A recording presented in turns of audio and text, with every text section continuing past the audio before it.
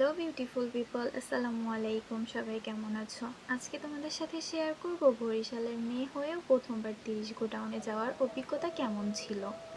যেহেতু আমাদের এখান থেকে বাসে করে বরিশাল যেতে হয়, তাই আমাদের অটোটি কিছুক্ষণ যাওয়ার পর আর বরিশালের ভিতর ঢুকতে দেয়নি।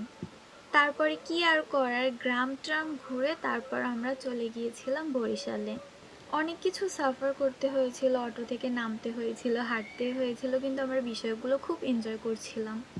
যেহেতু বাসায় সবসময় বসেই থাকা হয়, তো এগুলো এনজয় করতে বেশ ভালোই লাগছিল। বলতে বলতেই আমরা 30 গোডাউনে চলে আসলাম, আর এসেই আমরা অর্ডার দিয়ে দিলাম এখানের ভাইরাল 3 টাকার নাগা সিঙ্গারা।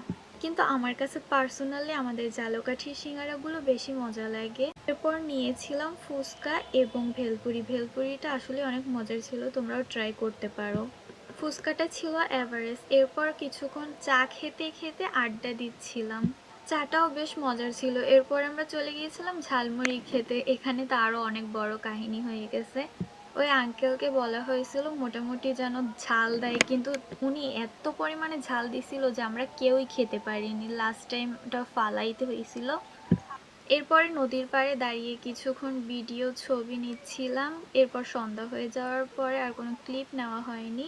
আসার সময় মাহিম জোরাজুরি করছিল যে সে ওয়াফেল খাবে, তারপর ওয়াফেলের দোকানে যাই। ওয়াফেলটাও মোটামুটি এভারেজ ছিল। তোমরা সবাই ট্রাই করতে পারো। এই তো এই পর্যন্তই। এরপরে আমরা বাড়ির উদ্দেশ্যে রওনা দিলাম। তোমরা সবাই ভালো থেকো। আসসালামু আলাইকুম।